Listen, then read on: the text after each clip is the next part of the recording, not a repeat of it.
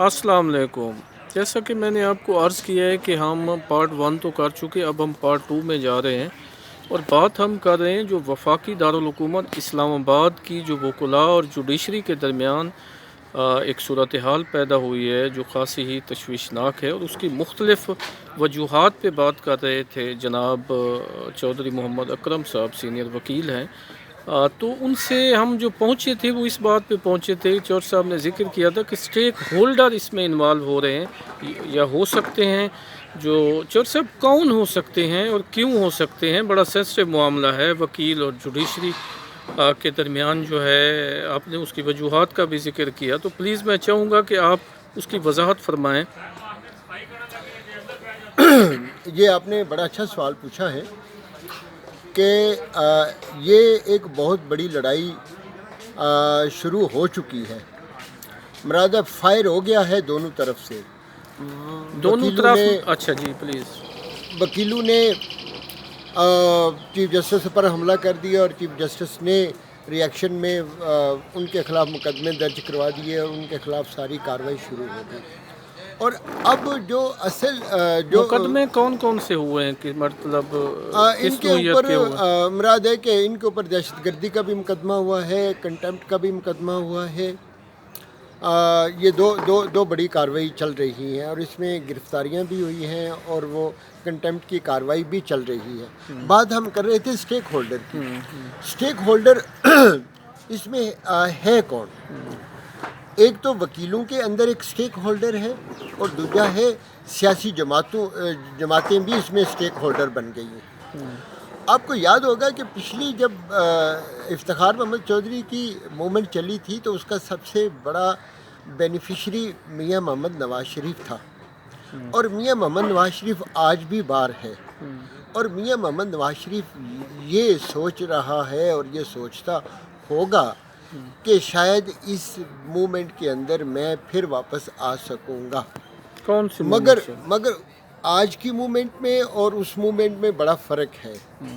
उस मूवमेंट के अंदर अखलाकी लड़ाई थी और इस मूवमेंट के अंदर कोई अखलाकियात के ऊपर लड़ाई नहीं हो रही, कोई रूल ऑफ लॉ के ऊपर लड़ाई नहीं हो रही। इस मूवमेंट के अंदर तो सिर्फ स्टेक होल्डर, जो स्टेक होल्डर का लफ्ज़ मैं इस्तेमाल कर रहा हूँ असल में उसका अगर मैं तर्जमा करूँ तो माफिया, जिसने बेशुमार दौलत समेटी है, वो तो एक अपनी दौलत को जस्टिफाई करना चाहती है और दूसरा पॉलिटिकल गेम के अंदर दोबारा आना चाहती है और इक़्तिदार पर कब्ज़ा करना चाहती है। और पिछली मूवमेंट में आपने देखा होगा कि एनआरओ भी हुआ था, मियां नवाज शरीफ को एक स्पेस मिली थी वापस आने की।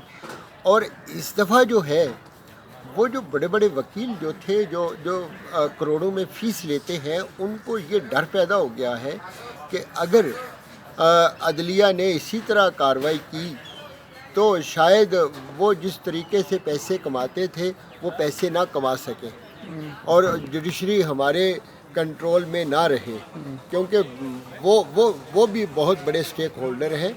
और मैं तो समझता हूँ कि अभी शुरू की जो पहला राउंड होगा वो उनके दरमियान होगा, दूसरे राउंड में ये सियासी जमातें आ जाएंगी।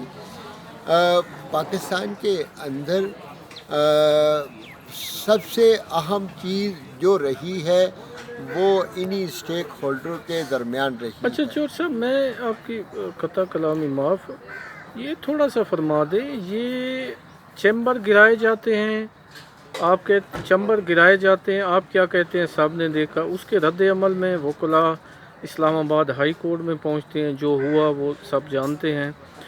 उसके बाद पर्चे होते हैं। अब आप कहते हैं कि इसमें स्टेक होल्डर आए होंगे, तो ये कैसे, मतलब पॉलिटिकल पार्टीज़ इसमें कैसे कूद पड़ेंगी और जुडिशरी और वकला को कैसे अपने हक में इस्तेमाल करके इक़्तिदार तक पहुंचेंगी? ये देखें जी, पहली तो हमें वजाहत करनी चाहिए कि यहाँ की जुडिशरी का पिछले 70 साल से काम क्या रहा है। यहाँ की जुडिशरी ने हमेशा यहाँ के करप्ट लोगों के चेहरों को साफ़ किया है और साफ़ करके फिर उनको सामने ले आई है। اور یہاں کی جوڈیشری نے عوام کے لیے تو کبھی کوئی فیصلے کیے ہی نہیں. انہوں نے تو جو فیصلے کیے ہیں وہ اسٹیک ہولڈر کے لیے نہیں کیے ہیں. جوسف، سارے تو فیصلے ایسے نہیں ہوں گے. مطلب اب ساری جوڈیشری کو تو ایک صف میں میرا خیال ہے کھڑا نہیں دیکھو، ہم نے دیکھنا ہوتا ہے کہ جوڈیشری کے اندر سے آؤٹ پٹ کیا آ رہی ہے.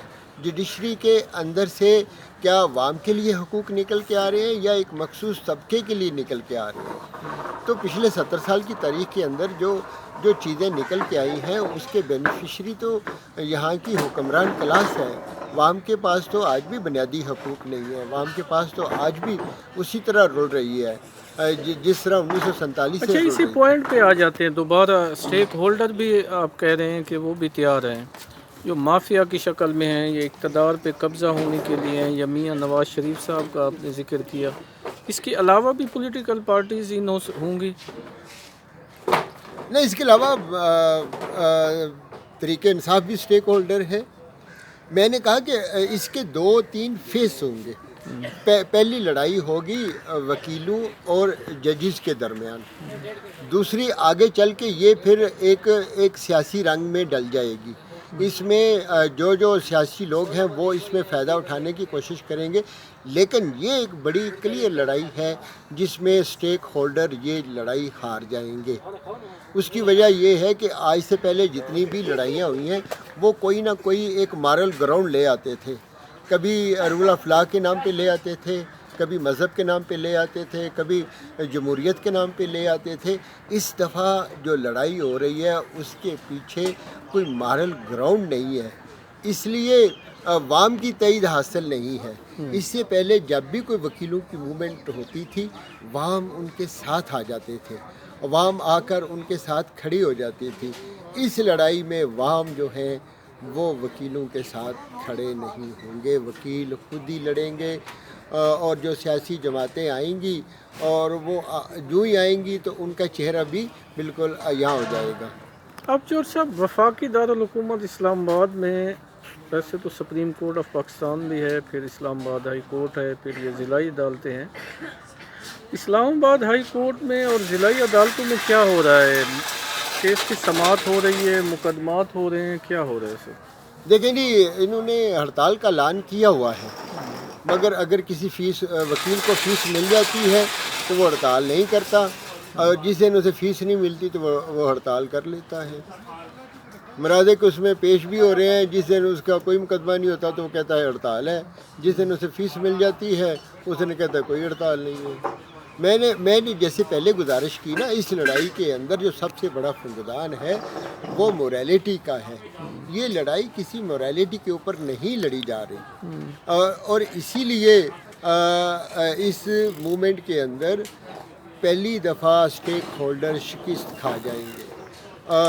میاں نواز شریف اس موومنٹ سے کوئی فائدہ نہیں اٹھا سکے گا، کوئی این آر او نہیں ہوگا، کوئی اور چیزیں نہیں ہوں گی.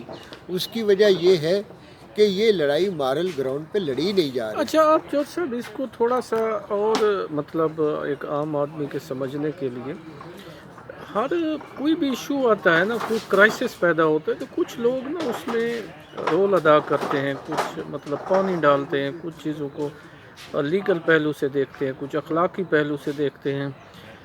ایک مطلب دونوں ہی پارٹ ہیں، وکیل بھی پارٹ ہیں، جوڈیشری بھی پارٹ ہے، دونوں ہی آمنے سامنے ہوتے ہیں، ظاہر دونوں نے مل کے ہی چلنا ہوتا ہے. تو یہ مطلب اس کو اب اینڈنگ کس طرح ہونی چاہیے، یا آپ کیا تجویز کرتے اگر آپ کو یہ ٹاسک ملتا کہ جوہر صاحب یہ مسئلہ حل کراؤ؟